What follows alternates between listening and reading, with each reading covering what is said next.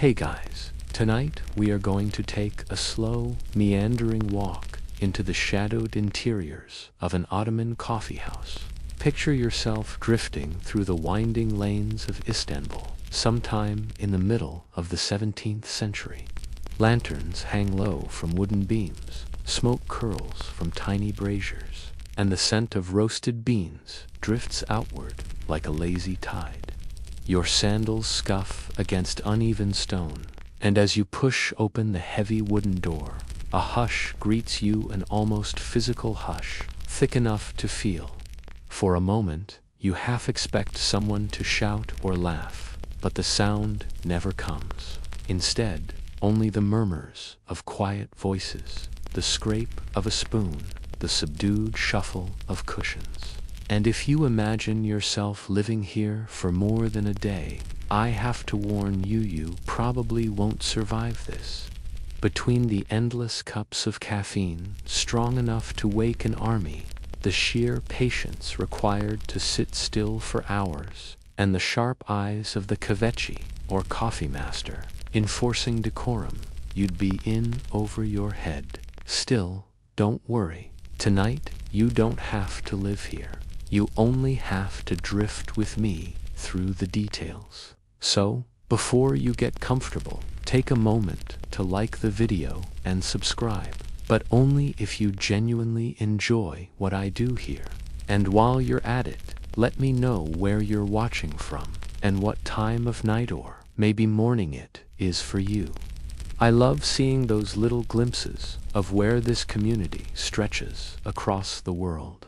Now, dim the lights, maybe turn on a fan for that soft background hum, and let's ease into tonight's journey together. You step further into the room. The air feels thick with cardamom and clove, scents sometimes sprinkled into the coffee itself, sometimes just clinging to the beards and sleeves of those gathered.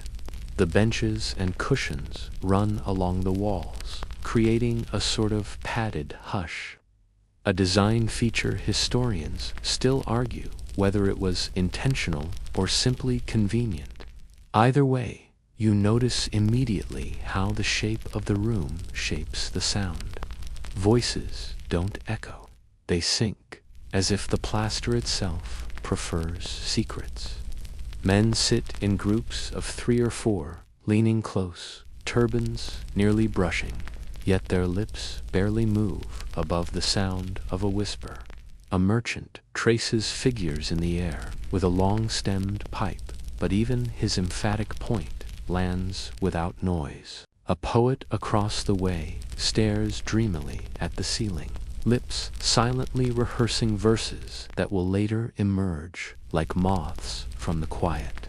The kvetchi himself glides between tables, balancing brass trays with cups small enough to vanish in your palm. The clink of porcelain is sharp against the room's hush, and you catch the sense that each sound is rationed, measured, almost like the coffee itself. There is no barked order, no raised laugh. The kvetchi meets eyes, nods, pours. Ottoman coffeehouses weren't merely places for caffeine. They were theaters of presence, and part of that theater was silence, a cultivated silence that carried meaning. Mainstream accounts note how officials sometimes worried about what was being whispered in corners plots, critiques, even jokes about the Sultan. But within these walls, silence itself became protection.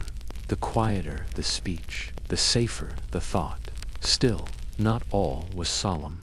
You hear a faint cough that sounds suspiciously like a staged clearing of the throat, followed by the quick shuffle of dice across felt. Someone mutters something that might be a joke, judging by the small wave of shoulder shakes that passes through the group. Its laughter muted to the point of becoming invisible. If you've ever tried not to laugh in class, you know the feeling. Imagine an entire room of men sharing that conspiratorial restraint night after night. The first sip of coffee reaches your lips dark, thick, bitter. no sugar yet in this century. Sugar would come later, slowly changing the culture. For now, its strength in liquid form. The tiny cup is half mud, half water, the grounds settling like a secret at the bottom. People drink slowly, not just because it's hot, but because each sip is meant to stretch out the evening. And then there's the quirky detail you didn't expect. Silence itself was measured in intervals by the kvetchy. The longer the pause between his rounds of serving, the deeper the hush that settled. It's almost like the coffee acted as a metronome for quiet. Each refill a reminder that you should stay present, stay calm, stay subdued. Historians still argue whether this ritualized pace of serving was deliberate strategy or just the natural consequence of brewing in small pots. Either way, you feel the rhythm. Outside, the city hums the call to prayer, the clang of ironmongers, the gossip in the baths. But here, inside, everything is softened, cushioned, stilled. You can almost hear your own pulse louder than the men beside you. And as you lean back, you realize this silence is not emptiness. It is a fabric, a thick woven cloth draped over the room, stitched together by centuries of practice. The hours pass without anyone noticing. You sip, you listen, you absorb. And while the quiet is comforting, it also hums with energy, like the silence of a library where everyone is secretly awake with thought. That's the paradox. The more silent the coffee house, the more alive the minds within. And you, drifting here tonight, are just beginning to notice the layers of that hum. You cradle the small porcelain cup in your hand, feeling the heat seep slowly into your fingers. Around you, the first sip rituals unfold with a rhythm as steady as breathing. Every man, whether a merchant with rings on his fingers or a soldier with calloused hands, holds the cup the same way, 3 fingers on the rim, thumb tucked just so, pinky hovering as though balance itself depends on it. You might think you've stumbled into a silent ballet, each gesture rehearsed 1,000 times. The kvetchy returns, his steps careful, carrying another tray balanced like a crown on one hand. He lowers himself gracefully, setting cups onto brass saucers with a faint clink, and then steps back without a word. It is this moment, the very first sip, that carries weight. You notice everyone pauses, holding the cup to their lips, eyes closed. The silence deepens, thick enough that you hear the faint whistle of your own breath. Then, as if on cue, they drink together. The first sip is never rushed. The taste is earthy, oily, slightly gritty, but that is not the point. The ritual itself is what matters. The first sip acknowledges the kvetchy's work, the bean's journey across seas, the patience of brewing over low charcoal embers. Historians still argue whether this pause before drinking originated from Sufi influence or from simple politeness. But either way, the shared silence makes the coffee taste like ceremony. And here's a quirky detail. Many Ottoman coffeehouses kept tiny mirrors on their shelves so that patrons could check their mustaches after sipping. The foam, the grounds, the occasional streak of dark liquid could betray a man's dignity. Imagine 20 grown men sipping reverently and then leaning ever so slightly toward little bronze mirrors to make sure they dainty look like children who eat chocolate. You suppress a smile, but the humor makes the quiet even more endearing. You set your own cup down and notice how carefully it lands. No one drops a saucer, no one slams a cup. Every sound seems accounted for. It's as if the kvetchy has trained the entire room in sound management. But the truth is subtler. The coffee itself enforces pace. The liquid is hot, thick, and slow to cool. You can't gulp it without burning your tongue, so every sip becomes an exercise in patience. In this way, the silence measures itself, stretched and lengthened by temperature and texture. And just as you are settling into this rhythm, you catch another curious act. Fortune-telling with the remains of coffee grounds. A man tips his cup upside down on the saucer, lets it rest, then lifts it slowly to study the pattern. He leans close, whispering predictions about journeys, fortunes, or mischievous neighbors. His friend chuckles softly, covering his mouth with his sleeve. It's fortune-telling at the volume of a secret. This quirky pastime won't be written into official records, but you watch it play out anyway, right beside the solemn rituals. Outside the walls of the coffeehouse, rulers and clerics sometimes debated whether coffee should even be allowed. Was it intoxicating like wine, or was it simply a drink? Was it sinful to gather in places where politics could be whispered? Historians still argue whether the first bans on coffee were rooted in genuine religious concern or in the government's anxiety about too much silent plotting. Either way, the drink survived every ban because the silence of the coffeehouse was often its best defense. The first sip ritual created something extraordinary, a room full of men who, for several long breaths, became utterly quiet together. Think about that for a moment. In your own modern life, when was the last time a group of strangers all paused at once? Not because someone ordered them to, not because of a national anthem or a teacher's glare, but because of a shared, wordless understanding. You probably can't think of many examples, yet here, in this small Ottoman room, it happens every single evening. As the silence stretches, you become aware of tiny noises that would otherwise go unnoticed. The faint scratch of wool on wool as a robe shifts, the creak of a bench, the distant shuffle of slippers at the threshold. It's almost like being in an orchestra hall before the music starts. Every sound, no matter how small, becomes magnified against the hush. You lean back, breathing the air of cardamom and tobacco, and you realize that the ritual of the first sip is not only about drinking coffee, it is about entering a shared world where silence is currency, where each pause and breath carries weight. And in that shared world, you too are now a participant. You hold your cup, sip slowly, and let the quiet measure you as much as you measure it. You lean back against the wall cushions, cup empty now, and let your gaze wander around the room.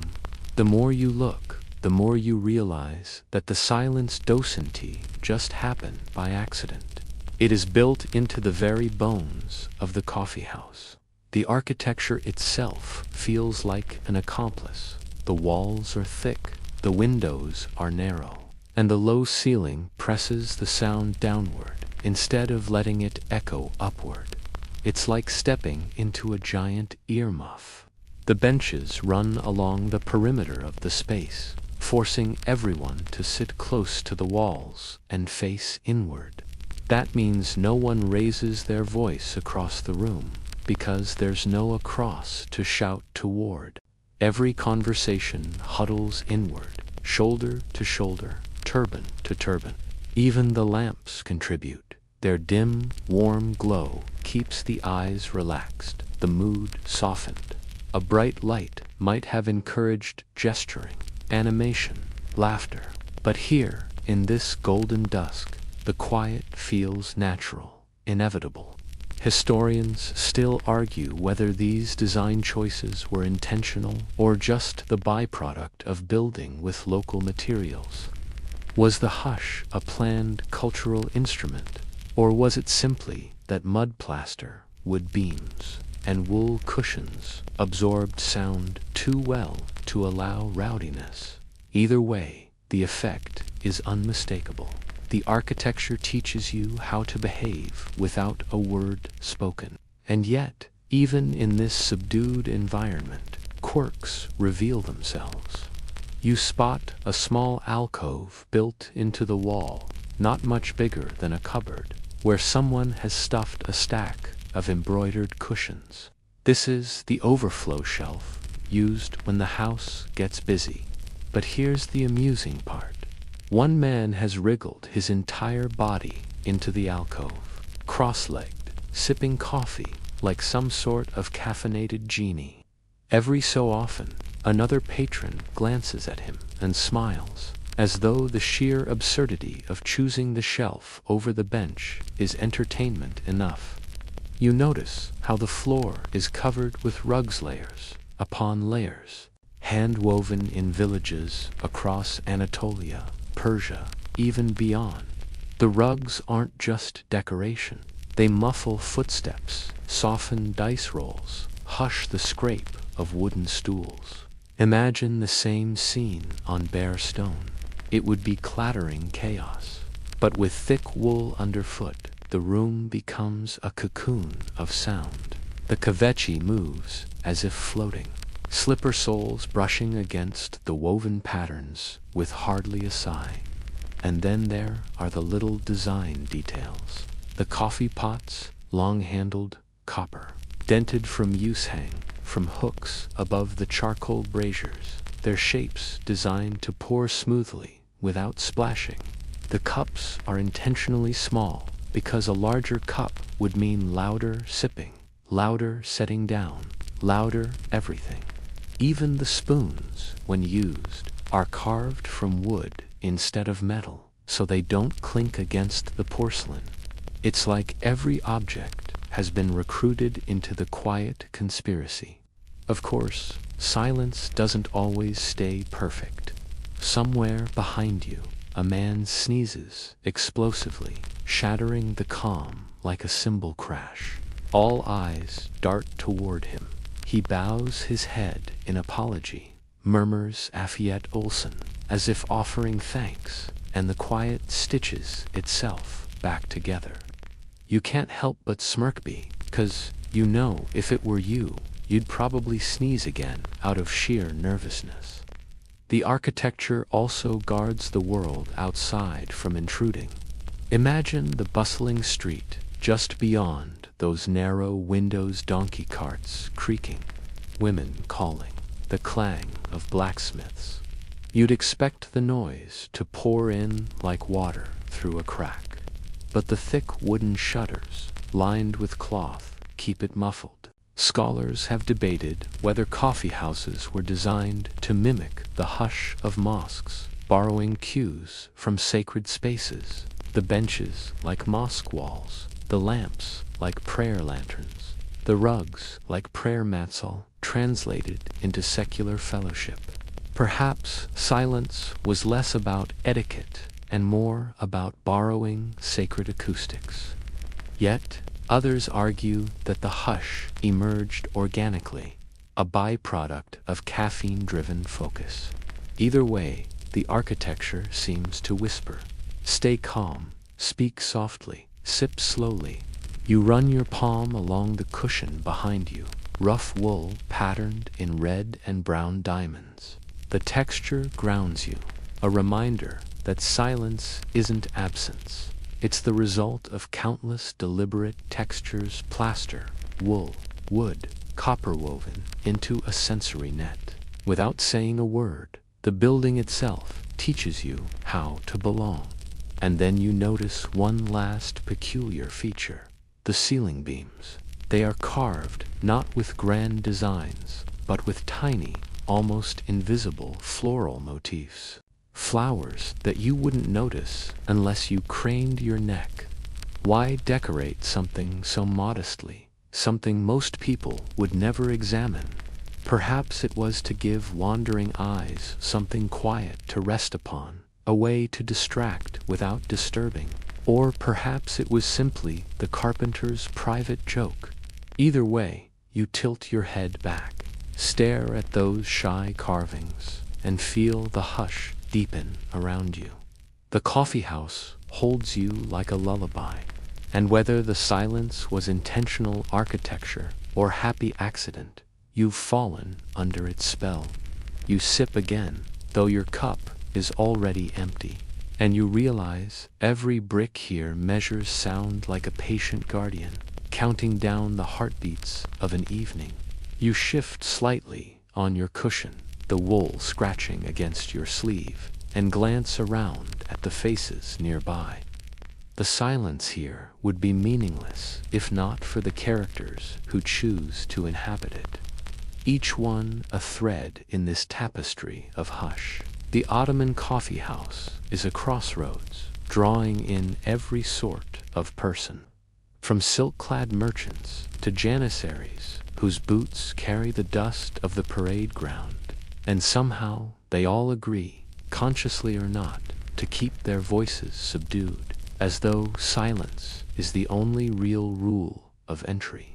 Across from you sits a merchant, his robes layered in subtle colors that whisper of his wealth rather than shout it. He strokes his beard slowly, eyes half-lidded, as if considering profits even while drinking. Every so often he leans forward to murmur something to his companion, but his lips barely move. Merchants were frequent guests. Here coffee houses doubled as informal exchanges, where deals were tested in the hush before they were struck in the markets. The quieter the tone, the more serious the bargain. Historians still argue whether these early coffeehouse negotiations shaped wider economic networks, or if they were just a pleasant way to kill time while the coffee cooled. 2 cushions down, a poet rocks gently, as though swaying to an invisible tune. He mouths verses silently, lines about roses or nightingales, the eternal favorites of Ottoman verse. Poets were drawn to these places, not just for caffeine, but for the attentive silence of an audience.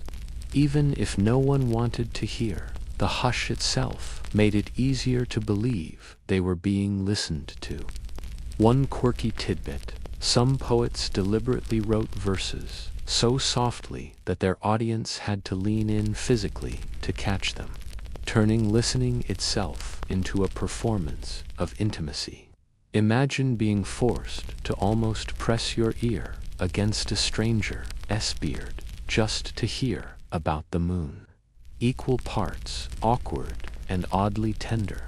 Near the door sits a janissary, a soldier of the Sultan's elite corps, his bearing still upright, even in repose. He says nothing, only fiddles with his prayer beads, each bead clicking so softly it's more felt than heard. Soldiers were both feared and welcomed here. Feared because they could silence a room with a glare. Welcomed because their presence carried stories from the frontier's tales of campaigns, horses, deserts. And yet here, even their stories become whispers, parceled out like contraband. Then, in the corner, you notice a scholar with scrolls tucked under his arm, nibbling the edge of a date fruit between sips of coffee. His brow furrows with thought, and every so often he scribbles notes. Scholars used coffee houses as extensions of their study rooms, swapping ideas over cups that kept them awake longer into the night.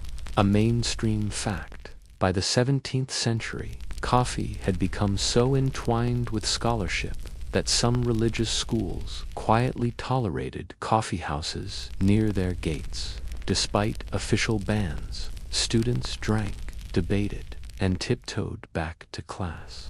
Of course, you can't overlook the oddballs. One man stares intently at his coffee grounds, as though they hold secrets to the universe. Another fiddles endlessly with the tassel on his turban, twisting it until it resembles a tiny rope. There is always at least one eccentric, and in this quiet room, even their peculiarities sound gentle. What ties them together is not who they are, but how they yield to the same unwritten rule. Silence measured out like sugar that hasn't yet entered the recipe.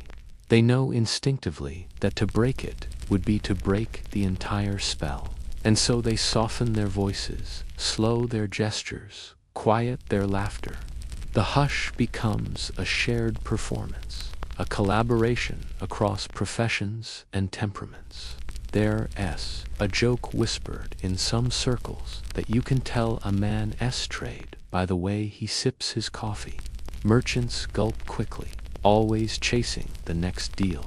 Poets linger too long, staring into the foam as if waiting for metaphors. Soldiers drink steadily, each sip like a march. Scholars pause every few moments to jot notes in margins. Tonight, you see all of these types gathered in the same space, and sure enough, their sips reveal them like fingerprints. And here is the strange beauty. Though these men might argue fiercely in the market, or clash in the court, here they coexist in a hush. The silence levels them, makes them equal participants in the same soft ritual. No one raises their voice above another. No one drowns out the rest.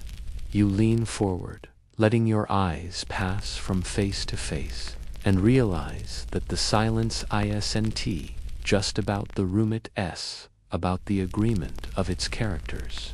They could speak loudly, laugh boisterously, or argue passionately, but instead they choose restraint. In a way, the hush is more powerful than sound, because it shows what is withheld. You, sitting among them, become part of the same pact. You don't need to speak. You only need to sip, to listen, to breathe in time with the quiet company you've been given. The kvetchy glides back into view, and now you pay closer attention to him. He's not just a server. He's the quiet orchestrator of the entire room, the one who makes sure the silence never collapses into chatter. His title Kavisa means coffee master, and he wears it like a cloak. His robe is simple, dark cotton stained faintly with smoke from the charcoal braziers. His hands are steady, almost ceremonial, as he pours from the long-necked sezvi into tiny porcelain cups. Every motion is deliberate. He tips the pot just enough for the thick stream to slide down without splashing, then sets the cup on the saucer with the lightest click. The sound is sharp, yes, but measured. It's as if he controls even the acoustics of pouring. You realize that without him, the hush would unravel quickly. A careless servant could clatter cups, bark orders, or shuffle too loudly. But this kvetchy knows the secret. Silence is service. Mainstream history tells us that Ottoman coffeehouses relied on these masters not just to brew, but to curate atmosphere. They were keepers of etiquette. They learned how to keep the peace between janissaries, how to hush gossip before it became treason, and how to deliver coffee in a way that made every sip feel like a ritual. Historians still argue whether kvetchis had official training, or if their craft was learned solely through apprenticeship. But either way, the role required more finesse than anyone might expect from someone just making coffee. And then there are the quirky touches. You notice he carries a small brass spoon tucked into his sash knot for stirring sugar, which isn't yet common, but for knocking gently against the edge of a seize when he needs to announce a fresh brew. The sound is so delicate, it's almost comical. A room full of grown men waiting for what sounds like a fairy tapping a bell. Yet everyone reacts, turning their cups expectantly, as if that little ping were a command. He also polices noise, though never directly. A too loud laugh earns only a raised eyebrow. A clumsy sneeze is met with a swift offer of a napkin, the gesture itself a subtle reminder to keep things contained. Sometimes, if the murmur rises too high, he'll slow his movements, pausing with the says in mid-air until the volume dips again. Like a conductor holding his baton aloft, he shapes the music of quiet. And here's the odd tidbit. Some Kavachis were rumored to be spies. The authorities, wary of conspiracies brewing along with coffee, occasionally recruited them to listen in.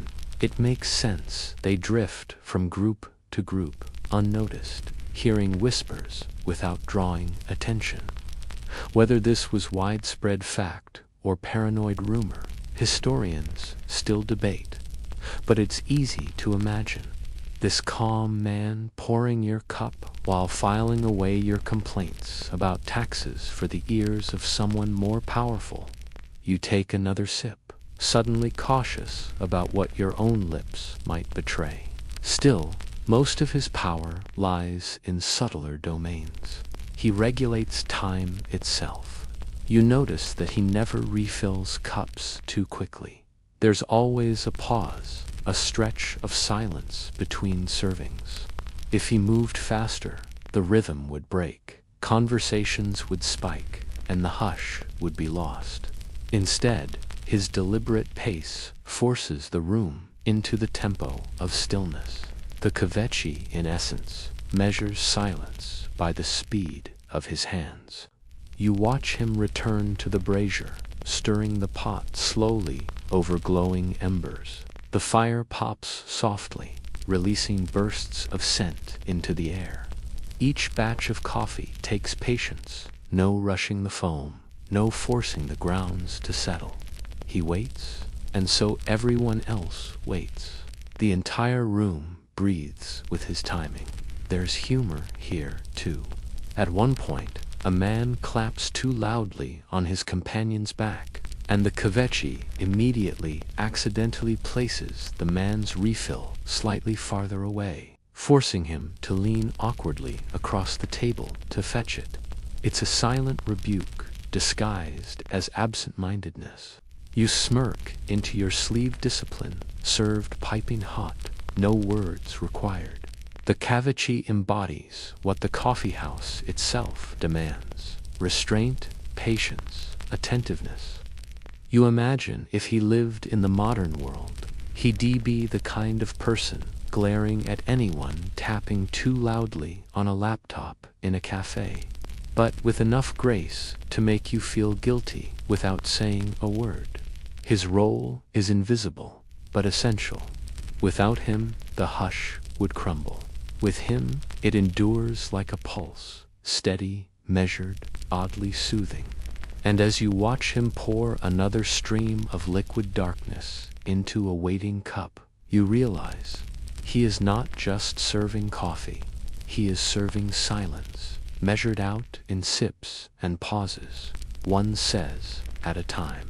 The hush lingers, but suddenly you notice a faint ripple of sound rising just above it, the plucked string of a lute, soft enough that you're not sure at first if you imagined it. Then another note follows, slow and deliberate, like a drop of honey falling onto warm bread. Music in the coffeehouse isn't constant, but when it comes, it arrives carefully balanced with the silence, never overwhelming, never breaking the spell. The musician, half hidden in the corner, cradles his oud, the pear-shaped lute so common in Ottoman music. His fingers move with patience, drawing out notes that hang in the air only to dissolve into the hush. You'd expect such an instrument to fill the room, but he plays at a volume just above a whisper.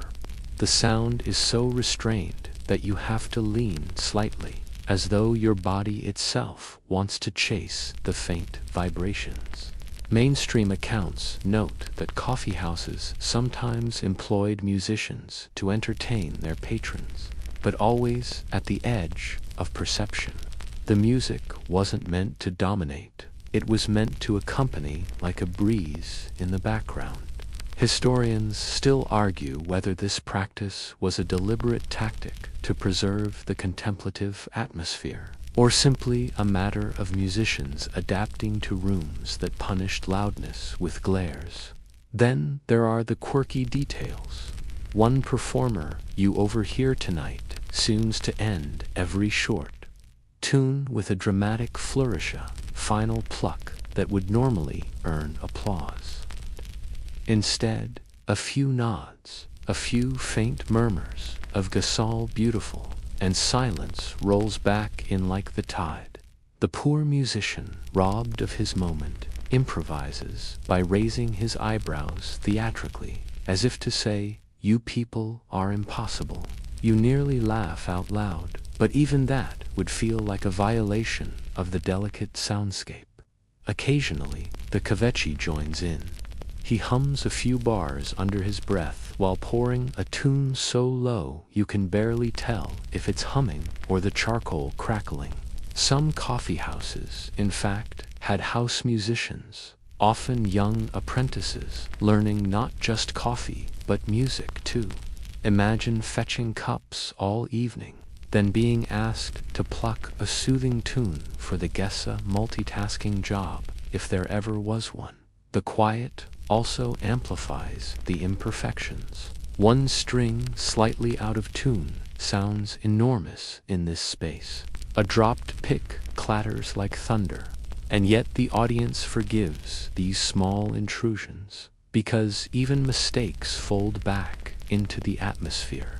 It's almost as though the silence enjoys swallowing them. There's also a more spiritual undertone to the music.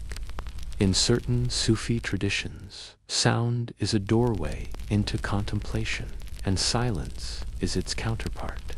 The soft oud might mimic the rhythm of breath during meditation, each note followed by an interval of stillness. Some scholars suggest that the coffeehouse's musical etiquette borrowed directly from these practices. Others dismiss this, claiming it was simply a matter of practical volume control in crowded rooms. The debate endures, much like the music itself. You glance around at the patrons. The merchant's fingers now tap subtly in time with the melody, though he pretends not to notice. The poet's lips move silently, probably composing new verses inspired by the sound. Even the janissary's prayer beads seem to click in rhythm. The entire room bends gently toward the music, as though the silence itself is leaning closer to listen. And here comes the humorous detail. A boy with a reed flute tries to join in, puffing out his cheeks with all the gusto of a brass band. The note squeaks, startling a few patrons, and the Kvechi fixes him with a look so sharp it could slice bread. The boy lowers the flute sheepishly, muttering, and the oud resumes its gentle sway. Even in the 16th century, kids apparently couldn't resist showing off at the wrong time.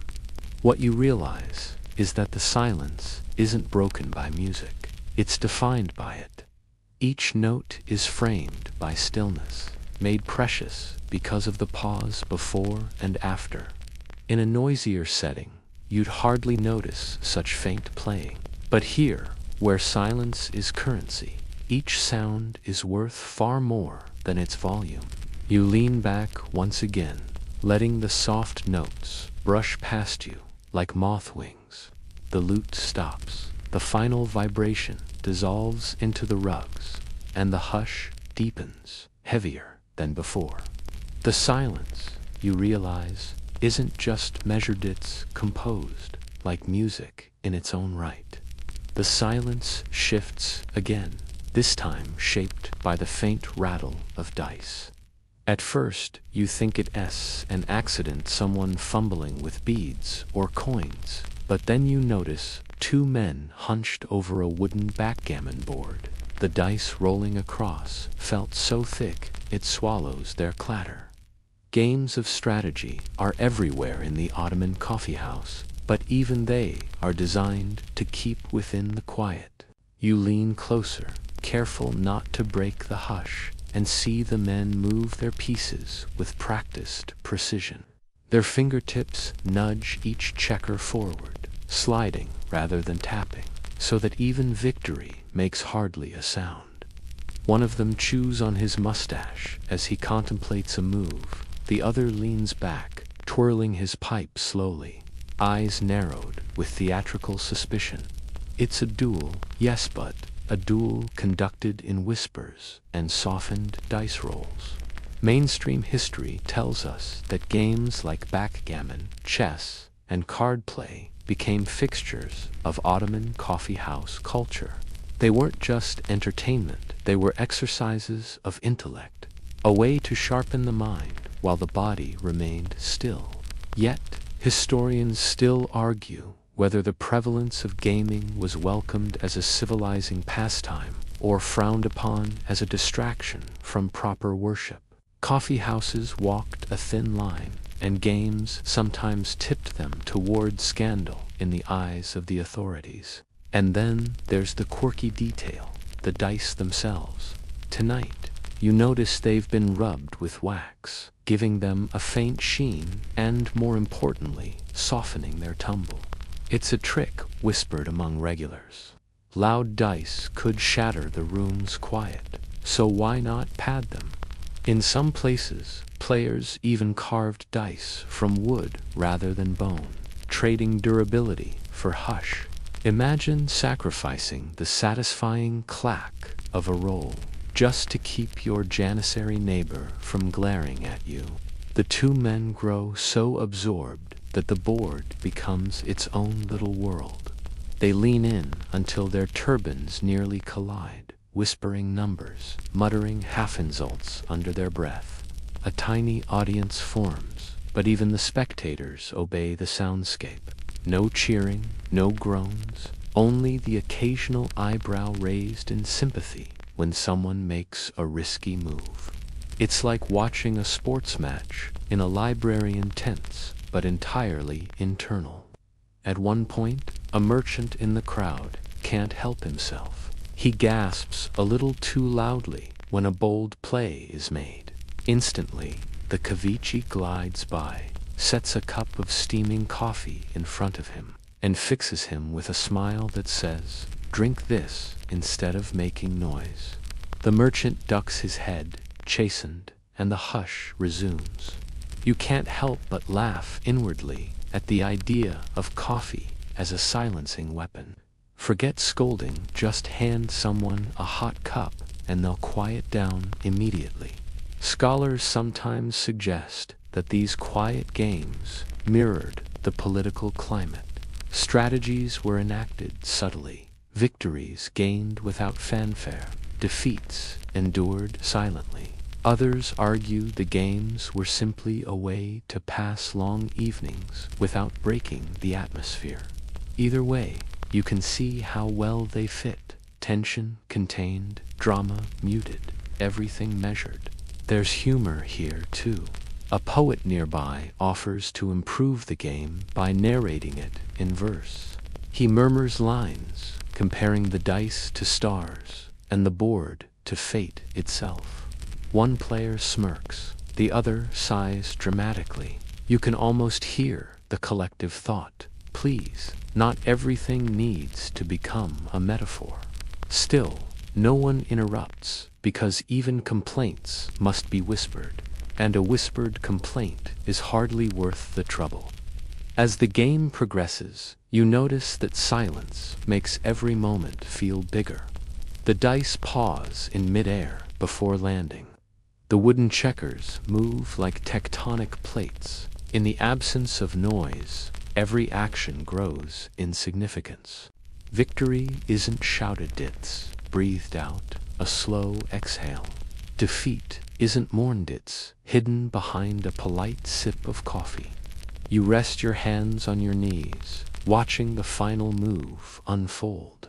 The winner leans back, grinning silently, his opponent rolling his eyes with exaggerated patience. No handshake, no applause, no cries of triumph, just a sip, a nod, and the game resets. The hush remains unbroken, as if the match never happened.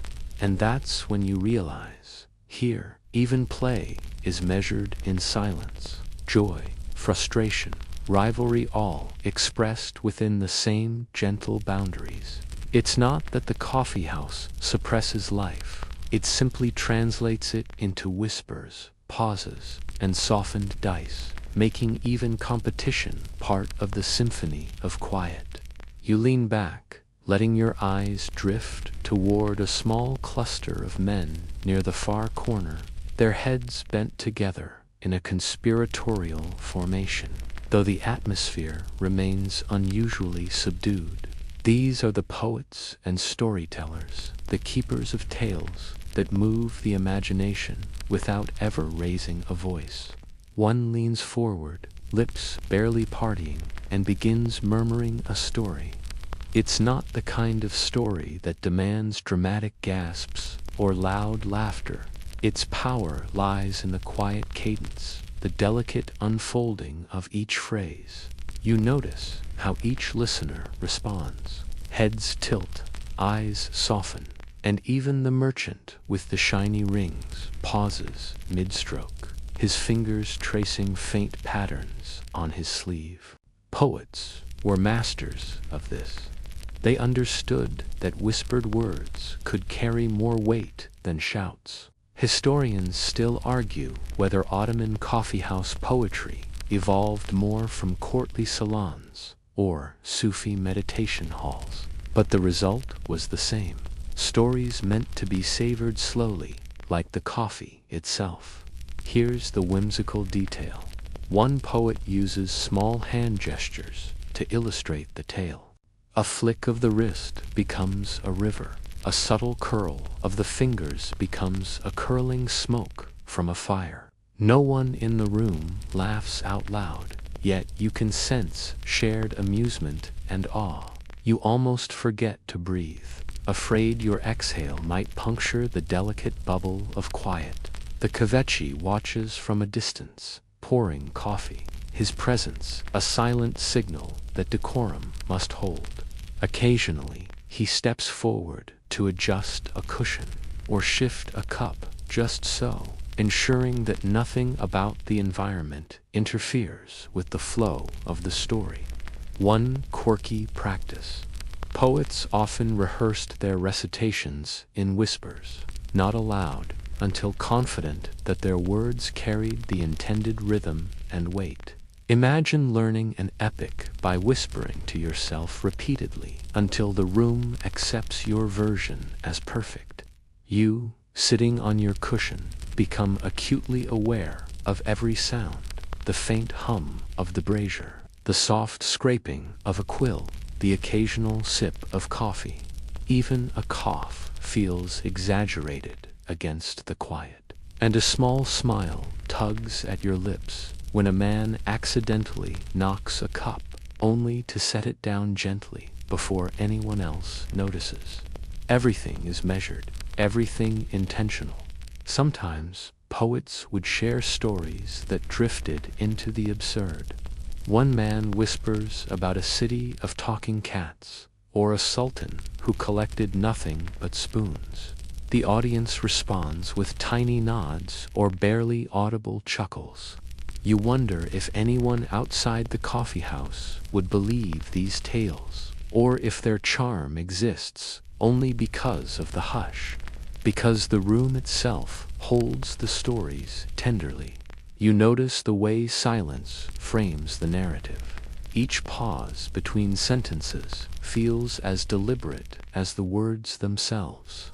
The story's tension grows not from shouting or quick movements, but from the expectant hush that blankets the listeners. A clever line lands like a feather, and a pause afterward allows the imagination to catch it. You realize that the quiet is as much a character in the story as the poet or the sultan or the talking cats. Another oddity. Some storytellers would drop tiny props, a coin, a leaf, or a feather, just to emphasize a line. In any other environment, this might seem gimmicky, but here it adds texture, a tactile punctuation to the narrative. One poet tonight uses a small scrap of parchment, tracing it over the rug to illustrate a river winding through a forest. The gesture is so subtle it might be missed entirely, yet it heightens the room's shared awareness, making silence feel participatory. You lean forward slightly, imagining the stories floating across the cushions, brushing past beards, rustling through robes. The words, though soft, carry weight. They are amplified not by volume, but by the collective attention, by the conscious agreement of everyone to listen, to witness, to inhabit the same hush. Humor flickers through one tale, subtle and dry. A man whispers about a sultan trying to taste every coffee in Istanbul in a single day, and you almost snort, but the room holds you in check. You sip, smiling into the quiet, feeling the story settle like a layer of fine dust on your mind. The silence ensures that humor is gentle, cushioned, shared. You realize that, here, narrative is an art of restraint, and you, drifting in this dim corner, feel privileged to be part of it, to witness how tales travel without volume, carried on the hush like delicate boats floating across still water. Your attention shifts slightly as a low murmur rises near the back tables, politics carefully restrained, drifting like smoke through the room. Even in a space devoted to leisure, whispers of sultans, taxes, and city ordinances find their way into conversation. You lean closer, but not too close. These exchanges are delicate, almost ritualized. The men talk in muted tones, every word chosen with care, so that the content travels only as far as necessary. You notice the subtle strategies in play. One man gestures minimally with a finger, a tiny tilt of the head conveying agreement or dissent. Another speaks with pauses so long you almost think he has forgotten his point. But no, each breath is deliberate, shaping the message with the silence itself. Historians still argue whether these hushed debates genuinely influenced local governance or were simply a reflection of Ottoman etiquette. But the effect is clear. Quiet, cautious discussion thrives here. There's a curious detail. Some men carry tiny notebooks or scraps of paper, scribbling notes mid-whisper. This could be personal record-keeping, or a way to preserve points without raising their voices. You imagine being a janissary, sitting silently in a corner, jotting down complaints about tax collectors in code. So the wrong eyes never see. It's clever, subtle, and fits perfectly into the coffeehouse's measured soundscape. The kvetchi moves between groups, subtly signaling that the hush must hold. A gentle clearing of the throat here, a soft adjustment of a cushion there. He never interrupts, but his presence is enough to remind everyone that even political musings must obey the rhythm of restraint. Occasionally, one man chuckles under his breath at a witty critique of the local governor, and another swats him lightly on the hand, silently enforcing decorum. You note that these discussions rarely escalate. In the world outside, arguments about sultans could lead to brawls, worse. But here, the quiet mediates. Voices are low, gestures minimal, and humor subtle.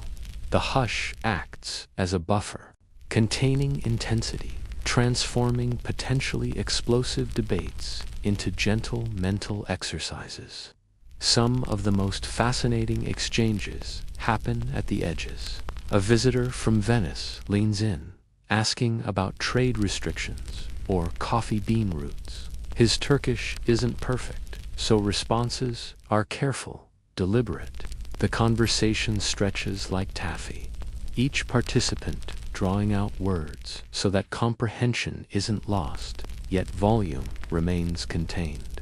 Historians still debate whether these cross-cultural dialogues had a major influence on Ottoman trade policies. or if they were simply polite curiosities. But the effect on the room's hush is undeniable. Attention and silence intertwined. You can't help noticing the humor in all this diplomacy. A man quietly complains that the Sultan has more advisors than ears, and the tiny smile that spreads among the listeners is nearly imperceptible. You have to lean in to catch the shared amusement, and it's satisfying precisely because it exists beneath the threshold of noise.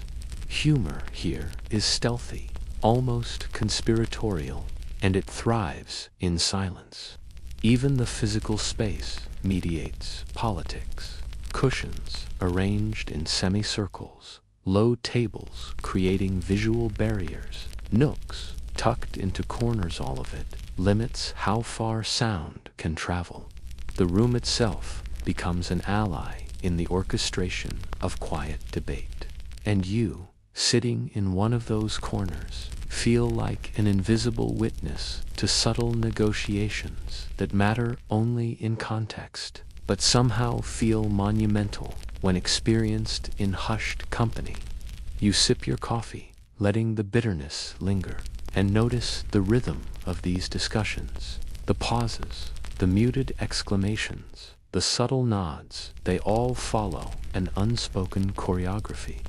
The hush doesn't suppress thought, it amplifies it, framing politics not as confrontation, but as a dance of words, gestures, and careful breath. By the time you look up, the group has returned to neutral topics, whether minor events, shared jokes whispered with soft smiles. The debates haven't vanished, but they have receded, tucked neatly into the corners of the room, cushioned by coffee, rugs, and the measured control of the kvetchi. And you realize, here, political conversation is an art form defined by restraint and carried on the gentle tide of silence. You lean back, taking a slow sip, and notice a subtle change in the room's atmosphere. There's a spiritual undertone threading through the quiet, a soft hum that seems almost sacred. Some men close their eyes briefly, others trace fingers along prayer beads, and you realize that the silence itself has a devotional quality. Sufi influences often permeated Ottoman coffeehouses, weaving meditation and reflection into leisure. You feel the hush wrap around you like a blanket, carrying with it the weight of centuries of contemplative practice.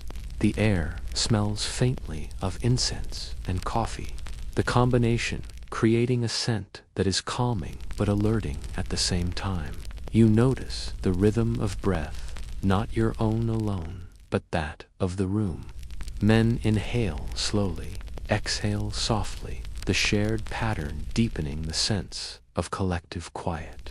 Historians still argue whether these meditative habits were intentionally cultivated by religious communities, or if they emerged naturally because prolonged coffee drinking encouraged reflection. Either way, the effect is palpable. The hush itself takes on a near-sacred dimension. You spy a man gently tapping his fingertips along the rim of his cup, creating barely perceptible rhythms that mirror Sufi chants. Another strokes the beads in a slow, steady pace. There's a gentle, almost imperceptible interplay between the outer silence and the inner devotion of each patron. It's easy to see why coffeehouses were sometimes described as secular mosques, spaces where contemplation could thrive without formal prayer. A quirky detail catches your attention. Some patrons carry miniature prayer rugs folded under their arms, using them more as cushions than for kneeling. Yet the gesture hints at spiritual discipline, a subtle nod to tradition even in leisure. You imagine a janissary, freshly back from duty, carefully unfolding a rug before lowering himself to a cushion, taking a measured breath as he joins the room's quiet rhythm. The kvetchi continues his rounds, moving silently but deliberately, reinforcing both etiquette and atmosphere. He doesn't interrupt the spiritual undertones, but ensures they coexist with conversation, poetry, and games. One scholarly debate revolves around whether coffeehouses were tolerated by religious authorities because of their contemplative aspects, or despite them. Either way, it's clear that devotion and leisure cohabitate harmoniously within these walls. You notice the faint whisper of a chant, so soft it might be imagined, carried perhaps by a Sufi visitor who hums under his breath. The melody is more felt than heard, vibrating in the quiet spaces between conversation, games, and sip-induced pauses. Silence here isn't simply the absence of sound. It is a canvas for subtle layers of meaning. Even humor finds its place in this devotional hush. A man whispers a gentle joke about a Mueller who tried coffee for the first time, the punchline muffled by the cup in his hand. The surrounding listeners smile knowingly, but no one laughs loudly. The silence frames the humor, giving it intimacy and softness that a noisy setting could never achieve. You run your fingers along your own cup, feeling the warmth radiate, and realize that the spiritual aspect of the coffeehouse isn't about formal observance. It's about the embodied awareness of presence, noticing the scent, the texture of the rugs, the rhythm of others' breathing, the tiny motions that would be lost in a noisier environment. It's a meditation in miniature, practiced unconsciously through ritual, restraint, and coffee. Historians still debate whether the blending of social, political, and spiritual functions in coffeehouses represented a deliberate cultural design or an accidental convergence. From where you sit, sipping slowly and listening intently, it doesn't matter. The effect is undeniable. Contemplation floats through the room like a soft perfume, settling on every shoulder, every cup, every cushion. You notice a particularly delicate moment. A poet whispers a verse. A musician plucks a single note. A janissary adjusts his beads. Everything is layered, subtle, deliberate. Each motion carries weight without raising a sound. You inhale slowly, exhale softly, and feel the hush not only around you, but inside you. The coffeehouse is quiet, folding neatly into your own awareness. The more you watch, the more it becomes clear that the silence is devotional, not just social. It's a practice, a ritual, a form of shared mindfulness. And as the coffee cools in your hand, you realize that the quiet is alive, sustained by gestures, sips, whispers, and even by the stillness of your own attentive presence. A sudden creak at the door pulls your attention for a fraction of a second, and you notice the room holding its breath. Odd rules and bans hovered constantly over Ottoman coffeehouses, giving them an air of forbidden discipline. Authorities periodically closed these establishments, worried that too much idle conversation might spark unrest or unapproved political discussion. And yet, the very quiet of the coffeehouse often saved it. For hushed voices are harder to track, harder to prosecute. You watch as a man enters cautiously, bowing his head to the kvetchi, who nods without a word. This subtle greeting replaces any need for overt acknowledgement. The newcomer finds a cushion, sits cross-legged, and immediately adapts to the hush. It's remarkable how quickly newcomers learn the unwritten rules. No loud gestures, no prolonged laughter, no extended arguments. Mainstream accounts suggest some authorities tried to enforce these rules through official inspections, but historians still debate whether the silences themselves were the most effective deterrent. The law might forbid you, but the quiet teaches you. There's a quirky ritual you hadn't noticed before. When a newcomer fails to observe silence, the Coffeehouse doesn't scold directly. Instead, he subtly shifts the placement of the cups or cushions, creating minor inconvenience until the offender adjusts. One man spills a bit of coffee trying to reach across a repositioned cushion, and you almost laugh, but you don't, because even laughter is constrained by decorum. The entire enforcement system operates without words, a gentle but effective form of discipline. You glance at the walls again. Occasionally, inscriptions remind patrons of proper behavior, maxims about moderation, patience, and courtesy. They are unobtrusive, blending into the architecture, serving as visual cues rather than harsh commands. In one corner, a brass plaque lists prohibited behaviors: no shouting, no fighting, no spilling. Oddly formal, but softened by the overall ambiance. Even transgression becomes a game of subtle compliance rather than outright confrontation.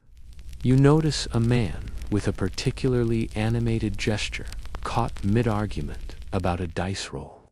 Instead of snapping, he catches himself, lowers his hand, and tilts his head, muttering a quiet apology.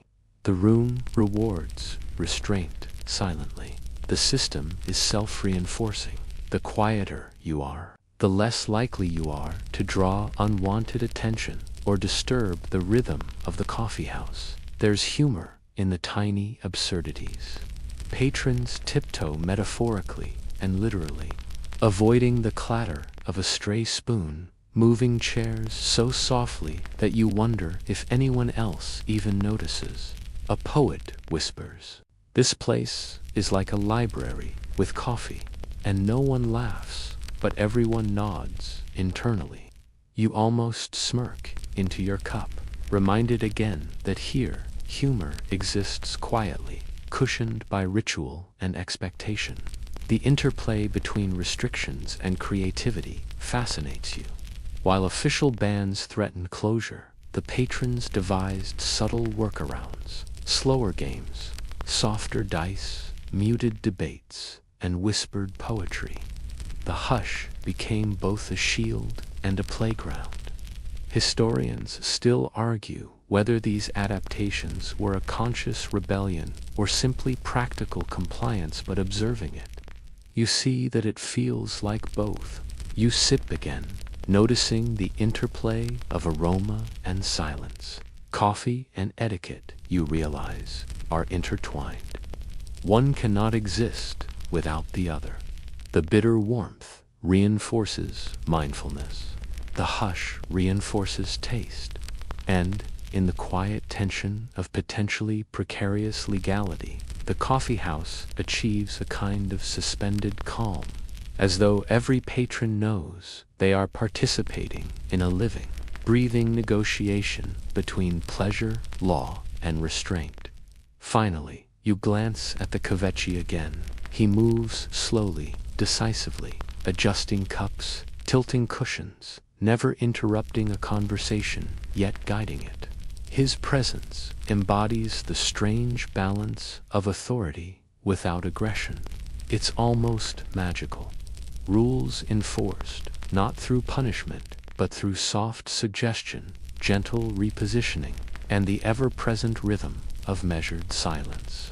And as the newcomer settles fully into the hush, you feel it too, that peculiar, almost tangible tension between freedom and decorum, between whispered rebellion and soft compliance. The coffeehouse thrives, not despite the rules, but because of them, and the quiet is their greatest instrument.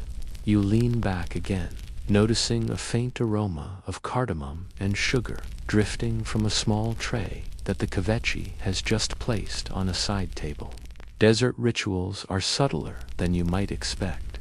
Turkish delight, small honey cakes, or spiced nuts arrive not with fanfare, but with gentle placement, as if even the movement of a tray could shatter the room's delicate hush. Patrons accept them with murmured thanks, the act of receiving part of the quiet choreography. You watch a man unwrap a piece of locum, letting the sugary cube rest on his tongue without crunching or snapping. The deliberate, careful chewing seems to honor the room's ethos. Nothing should rush, nothing should disturb. Historians still argue whether coffeehouses encouraged these dietary rituals to maintain social order, or whether they simply emerged organically as a complement to long hours of conversation and reflection. Either way, the slow enjoyment of sweets contributes to the measured atmosphere. And here's a quirky detail. Some patrons sprinkle their sugar over the foam of the coffee and stir it with a tiny swirl, counting the rotations silently before sipping. It becomes a personal meditation, almost a game of patience, with no one else needing to participate. You try not to watch too closely, fearing that your fascination might break the spell of the hush. The kvetchi continues to glide between tables, bearing trays of coffee and sweets, and you notice how even these small interruptions are executed with choreography.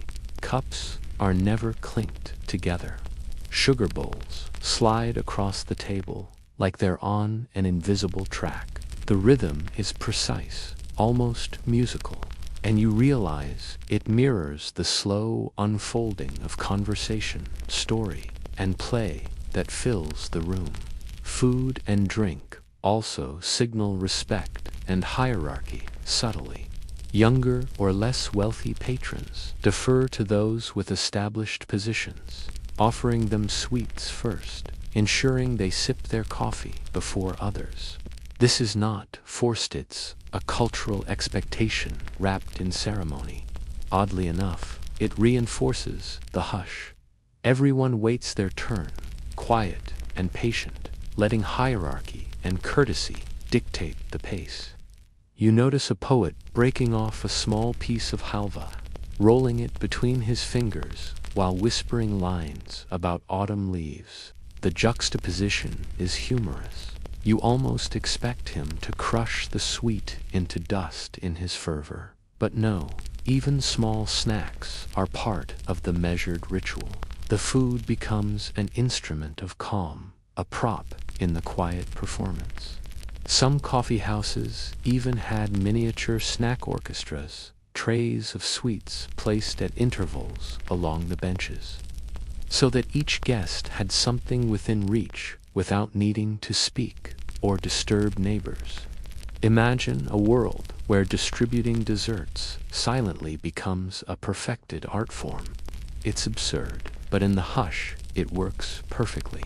You sip your coffee alongside a walnut-studded sweet, noticing how flavors deepen when tasted in quiet. Sweet and bitter, warm and soft. The combination is enhanced not by the ingredients, but by the shared stillness of the room. Silence is a seasoning here, as essential as sugar or cardamom. Then comes a small moment of humor. A man's cup overflows slightly as he stirs in sugar, and he carefully lifts a corner of his turban to mop it with exaggerated delicacy.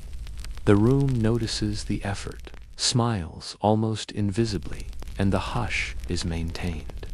Comedy, you see, thrives in restraint here. You reflect on the connection between sustenance and silence. Ofi, sweets, rituals, gestures, they are all intertwined. The coffeehouse teaches patience, mindfulness, and gentle attention not only through words, but through the very acts of eating and drinking. Even indulgence is slow, deliberate, and quiet, reinforcing the room's atmosphere of attentive calm. Historians still debate whether these habits were intentional social engineering or the natural consequence of long evenings spent sipping slowly and talking softly. From your perspective, the distinction doesn't matter.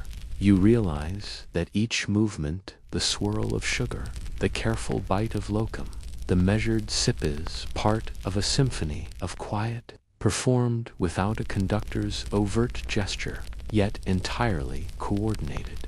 You settle further into your cushion, savoring the sweetness and warmth, and feel the hush settle around you like soft velvet, thickened by ritual, respect, and the deliberate pleasure of careful indulgence. It's a reminder that even small, mundane acts, seating, sipping, listening can carry meaning when framed by intention and silence. You notice a subtle shift in the room's energy, one that comes not from sound but from movement. Patrons adjust themselves slowly, repositioning cushions, stretching legs just enough to be comfortable without disturbing the rug beneath them. Even small movements are deliberate, like choreography practiced over countless evenings. Historians still argue whether the quiet of Ottoman coffeehouses was learned socially or physically enforced by design. But what's clear is that every gesture contributes to the hush. Near the window, a scholar stretches his arms and subtly shifts a scroll closer. He pauses, waiting for the rhythm of the room to settle before unrolling it fully. You realize that even these minor movements are calibrated to avoid breaking the ambient quiet. The smallest rustle can ripple across the space, reminding everyone of the delicate ecosystem of silence they inhabit. Quirky customs abound. Some patrons trace patterns on their cups or on the rug with fingers, almost absent-mindedly. Yet these motions are a type of visual storytelling. A merchant nudges a chess piece slightly forward, watching it slide like a whisper.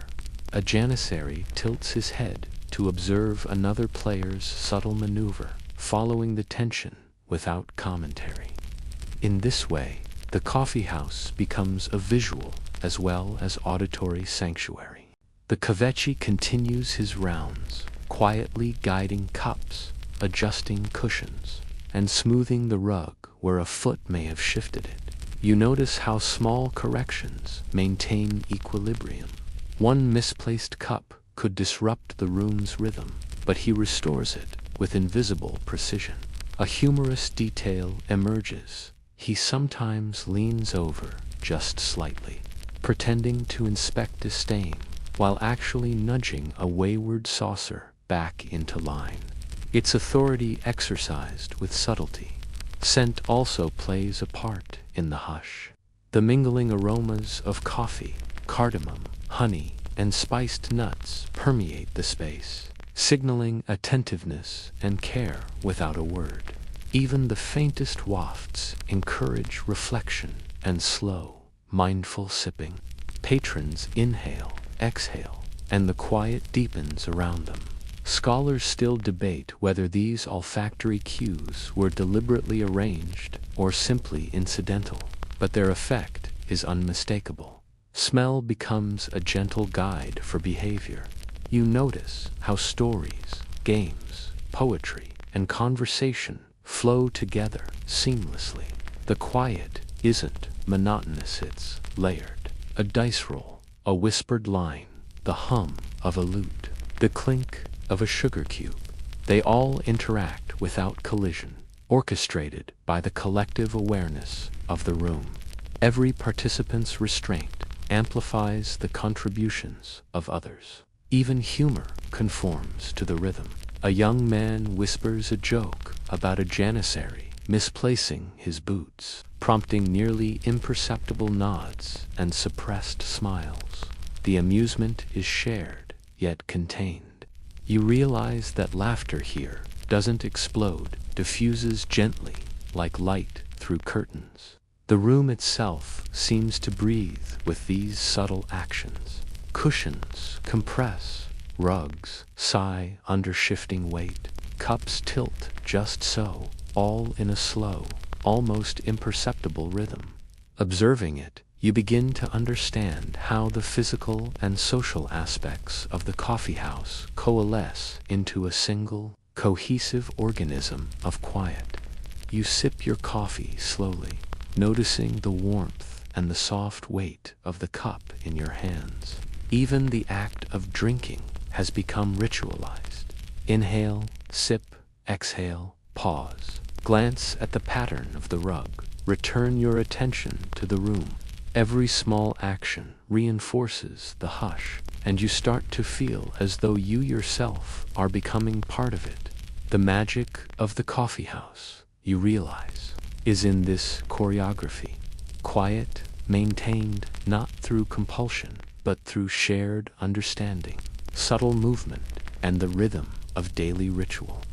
Here, life continues, rich and complex, without ever raising its voice. And you are invited to join it, moving gently in time with the hush. Your gaze drifts toward the windows, where fading daylight filters in softly, casting long shadows across the rugs and cushions. Evening has fully arrived, yet the room maintains a quiet vigor. You notice how the ambience shifts subtly as night approaches. Candlelight flickers gently across the walls, softening edges and blending shadows, reinforcing the hush with visual rhythm. Historians still argue whether coffeehouses intentionally timed lighting to encourage calm reflection, or whether it was simply a natural adaptation to indoor gatherings. But the effect is undeniable. Light becomes part of the quiet symphony. A merchant near the brazier tilts his cup thoughtfully, watching the foam settle while discussing trade routes with a scholar beside him. The dialogue is hushed, deliberate, each word carefully measured. You notice how small gestures, leaning slightly forward, tilting a hand carry, meaning in place of louder exclamations. Even debate conforms to the room's etiquette. Persuasion without volume, strategy without disruption. Quirky details emerge in the way patrons interact with shadows. A poet traces his fingers along the floor, watching the silhouette of his hand dance across the rug. A janissary catches a fleeting reflection of a candle in the window, tilts his head thoughtfully, and resumes his posture as if nothing happened. These micro-moments are playful yet subdued, adding a layer of intimacy to the hush.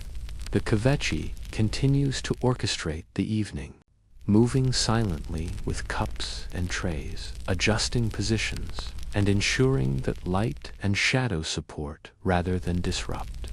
You notice that he even tilts candles subtly, redirecting illumination to reduce glare on scrolls or games. One humorous moment occurs when a young apprentice accidentally angles a candle too close to a sugar bowl. The kvetchi simply shifts it with the tiniest gesture, earning a sheepish smile from the boy while maintaining decorum. Scent mingles with the dimming light. Coffee, cardamom, and honey mingle with the faint odor of burning wicks. It creates a layered sensory atmosphere that encourages relaxation and attention alike. Scholars still debate whether these sensory orchestrations were intentional, designed to heighten alertness, or simply emerged from the practicalities of brewing coffee and lighting the room. Either way, you feel enveloped, guided, and comforted by it. Poets, storytellers, and gamers continue their quiet rituals, now subtly highlighted by shifting shadows. A backgammon player tilts a piece into place, the movement accentuated by candlelight. A poet whispers a line about the evening, the soft words mirrored in the rhythm of flickering flames. Humor and playfulness survive even in darkness, cushioned by shadows and the gentle expectation of silence. You notice your own breathing falling in line with the room's tempo. Inhale, sip, exhale, pause. Each gesture blends with the collective rhythm. The hush deepens as night advances, the room becoming a sanctuary of sound, shadow, and subtle motion. Even the mundane acts, stretching, adjusting, leaning, sipping, take on a sacred quality under the dimmed glow. The coffeehouse teaches patience, awareness, and respect for space, time, and fellow patrons. You feel a sense of being simultaneously observer and participant, a quiet inhabitant of a carefully maintained ecosystem. And as the last few slivers of daylight fade, you notice that even the room itself seems to fold inward, embracing the hush as both ritual and refuge. You are part of this unfolding, moving gently with it, sipping slowly, listening intently, and noticing the beauty of silence measured, maintained, and cherished. The room has settled into its final rhythm for the evening, a gentle pulse that hums beneath the hush. Patrons move with the ease of familiarity, each gesture deliberate, each breath part of the shared tempo. You notice how the coffeehouse now feels like a single organism, the rugs, the cushions, the cups, and the people all harmonizing in quiet, each playing its subtle role. The Kavachi's presence remains central, guiding without words, orchestrating movement, light, and warmth with the precision of a conductor. Poets whisper final verses, letting the words drift slowly into the room. Each line hangs briefly in the air before dissolving, absorbed by attentive ears and quiet minds. You catch a playful rhyme about a merchant who mistook his sugar for salt, a jest so softly delivered that only a few patrons notice, yet it sparks shared amusement in the tiniest smiles and slight nods. Humor here never explodes, glides, cushioned by the surrounding hush. Historians still debate whether these gentle jokes were a social lubricant designed to reinforce civility or merely a reflection of human habit, but their effect is undeniably comforting. Gamers pack away backgammon boards and dice, sliding pieces into their boxes with care. Even the smallest clatter is softened by padded cloths and careful handling. You realize that every motion, from lifting a cup to setting a cushion, contributes to the preservation of quiet. The rules of engagement are subtle yet enforced. A misplaced word, a loud gesture, or a dropped utensil draws only mild correction and only as necessary to sustain the collective calm. Nearby, a scholar rolls up his scrolls with meticulous precision, eyes flicking briefly to ensure no one is disturbed. Candlelight glints off the edges of manuscripts and tiny brass cups, casting soft reflections across the walls and highlighting the tactile beauty of the room. Scent, sound, and sight coalesce: coffee, honey, wax, and candle flame blending into a sensory lullaby that encourages focus, reflection, and relaxation. You notice the interplay between ritual and spontaneity. Even as the evening winds down, small improvisations emerge. A poet whispers a last verse about the night sky. A janissary shifts slightly to reach a nearby cushion, and a merchant adjusts his turban as he quietly laughs at a shared memory. These gestures, though minor, are part of the orchestrated hush, creating subtle variations that keep the atmosphere alive without breaking the calm. The kvechi moves one final time, adjusting a candle, sliding a tray, and offering a small nod to each patron, signaling the evening's end without a word.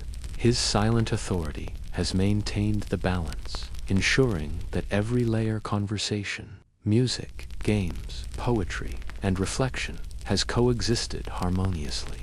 You sip the last of your coffee, feeling its warmth settle in your chest. And notice how even the act of finishing a cup is ritualized, gentle, mindful, perfectly attuned to the room. As patrons rise and stretch, the hush remains a faint undercurrent. Steps are measured, whispers minimized, and even the shuffle of garments contributes to the room's rhythm rather than disrupts it.